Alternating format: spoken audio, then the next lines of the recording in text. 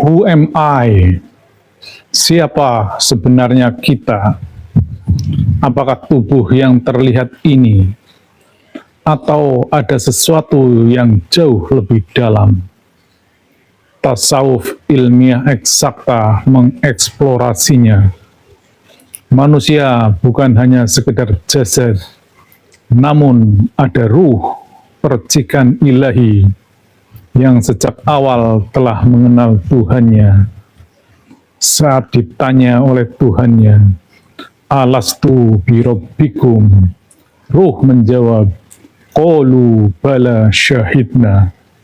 Benar, kami bersaksi, Engkau Tuhan kami. Sedangkan jasad hanyalah pakaian, hasil kombinasi DNA dari kedua orang tuanya. Di awal kelahiran, bayi hidup dalam mode kesadaran ruh. Ia polos, suci, dan dekat dengan Tuhan. Tapi seiring bertambah usia, hijab dunia mulai menutupinya. Kesadaran jasad dan hawa nafsu makin dominan. Inilah kisah kita semua, sebagaimana kisah Nabi Adam dan Hawa, dari cahaya ke tanah, dari surga ke bumi, dari kesucian ke keterhijaban. Pertanyaannya, apakah kita bisa kembali pulang dari jasad menuju ruh, dari hijab menuju cahaya? Assalamualaikum warahmatullahi wabarakatuh. Hadir kembali Mbah Mun Ajat, pengampu channel tasawuf dalam perspektif ilmiah eksakta. Kami adalah penganut tarekat arwah, sehingga ruang bahasan kami terkait dengan ruang-ruang ruhani. Kali ini bahasan tentang asal-usul manusia, bahwa manusia terdiri dari komponen jasad dan ruh. Bahkan pada hakikatnya, manusia adalah makhluk ruh. Pemirsa dimanapun berada, agar pemahaman ini mudah dipahami, kami tampilkan slide berikut ini. Bahwa asal-usul manusia atau komponen pembentuk utama manusia itu ada dua, yaitu ruh dan jasad.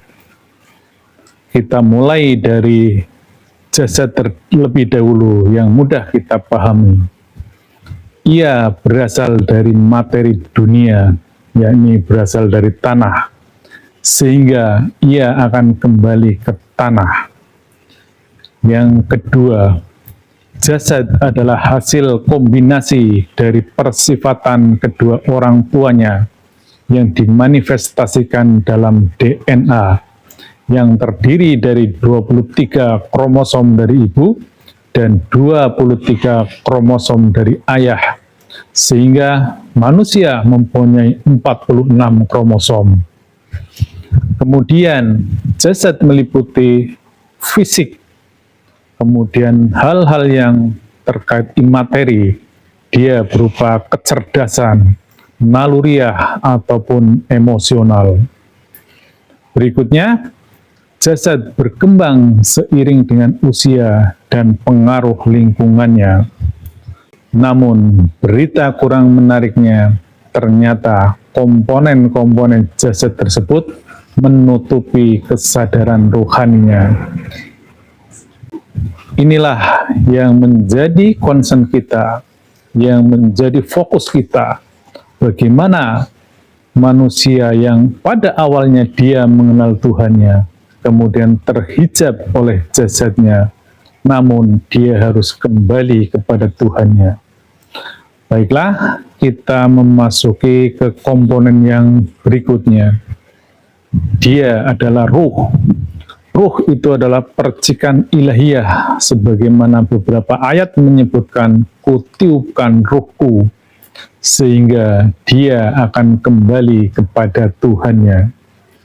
Ruh adalah entitas kodim, sehingga kompatibel dengan alam akhirat, Ini yang sering manusia terjebak, tidak memahaminya, tidak menyadarinya, bahwa sesungguhnya manusia hidup dalam dua dimensi, alam materi dan alam rohani, alam dunia dan alam akhirat. Yang jasad hidup di alam dunia ini, yang ruh hidup di dalam alam akhirat. Dan selanjutnya, ternyata ruh sudah mengenal Tuhannya. Sebagaimana alastu birobbikum qalu bala syahidna. Dia di alam ruh telah bersaksi dan telah mengenal Tuhannya. Hal yang menarik berikutnya, ternyata dia juga membawa catatan amal. Sudah ditentukan berapa umurnya, siapa jodohnya, bagaimana rezekinya, apakah dia bahagia atau sengsara. Ternyata sudah ada catatannya. Catatan ini yang akan menjadi bahasan kita pada sesi-sesi berikutnya. Catatan amal siapakah dia? Jadi ini yang membedakan secara nyata antara jasad dengan ruh. Kalau jasad membawa DNA atau persifatan kedua orang tuanya, namun ruh ternyata membawa catatan amal. Catatan amal adalah catatan perbuatan. Perbuatan siapakah itu? Jadi ketika ruh menempati jasad, pada hakikatnya dia sudah membawa dua potensi. Berikutnya, ternyata kalau kita cermati, bayi lahir dalam mode kesadaran rohani karena instrumen kesadaran duniawi belum berfungsi, akalnya belum berfungsi secara maksimal, demikian juga potensi-potensi yang lainnya, sehingga dia hidup berdasarkan kesadaran rohaninya. Selanjutnya, bayi beranjak dewasa, akal, naluriah, emosionalnya berkembang, serta pengaruh faktor eksternalnya. Akhirnya ruh terhijab. Dan yang lebih memprihatinkan lagi, hanya ada dua pilihan. Dia hidup dalam kesadaran alam sadar, atau justru terdowngrade menuju alam bawah sadar. Karena itu secara alamiahnya, sehingga menjadi fokus kita bagaimana kita mengaktifasi ruhani kita agar dia kembali kepada fitrahnya. Dia harus menjadi panglima dalam diri kita. Itulah kesadaran ruhani. Pemirsa dimanapun berada, berdasarkan hal tersebut, maka kalau kita komparasi dengan konsep birrul walidain dalam perspektif tasawuf ilmiah eksakta, birrul walidain adalah orang tua jasad dan orang tua ruh. Orang tua jasad adalah kedua orang tua kita, kemudian orang tua ruh adalah guru ruhani yang mengaktifasi, yang membangkitkan ruhani kita. Ini catatan pentingnya. Pemirsa dimanapun berada, selanjutnya kami sampaikan dalil terkait hal tersebut, sebagaimana diriwayatkan oleh Abdurrahman Abdullah bin Mas'ud. Rasulullah Shallallahu Alaihi Wasallam bersabda, sesungguhnya tiap-tiap kalian dikumpulkan ciptaannya dalam rahim ibunya selama 40 hari berupa nutfah, lalu menjadi alaqah, selama itu pula lalu menjadi mudghah, selama itu pula. Kemudian Allah mengutuskan malaikat untuk meniupkan ruh kepadanya dan mencatat 4 hal yang telah ditentukan, yakni rizki, ajal, amal, dan sengsara atau bahagianya. Selanjutnya dalam Quran As-Sad 72 yang artinya, apabila aku telah menyempurnakannya dan meniupkan rohku ke dalamnya. Tunduklah kamu kepadanya dalam keadaan bersujud.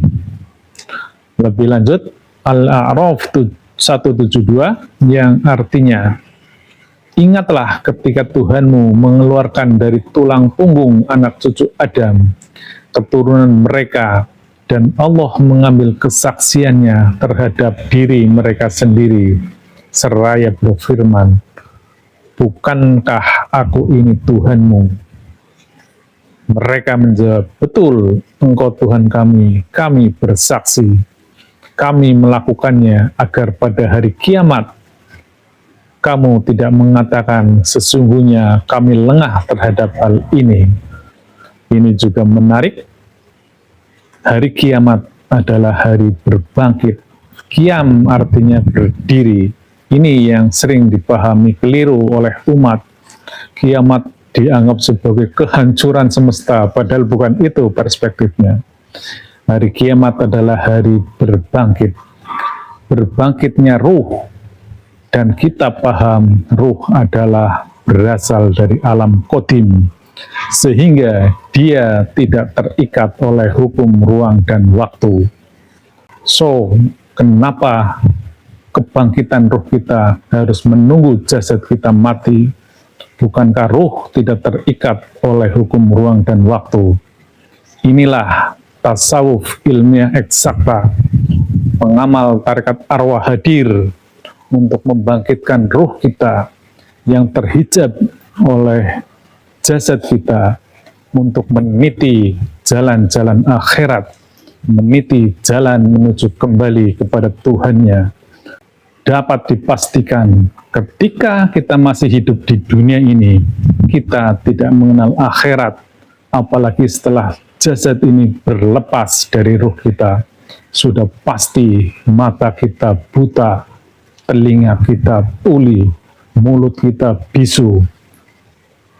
Itulah gambaran daripada ruh ketika terpisah dari jasadnya, tetapi dia belum mengenal Tuhannya. Oleh karenanya kami hadir untuk memperjalankan ruh kita menuju Tuhannya. Dan selanjutnya saya tambahkan Quran surat Toha 55. Darinya itulah kami menciptakanmu, kepadanya lah kami akan mengembalikanmu, dan dari sanalah kami akan mengeluarkanmu pada waktu yang lain. Itulah gambaran jasad. Jasad berasal dari tanah, maka dia akan kembali ke tanah. Dia akan hancur di dalam tanah. Oleh karenanya, sekali lagi kami sampaikan, mari kita fokus pada hakikat keberadaan kita. Kita adalah makhluk ruhani. Demikian, mohon maaf sekiranya banyak hal yang kurang berkenan dalam penyampaian kami.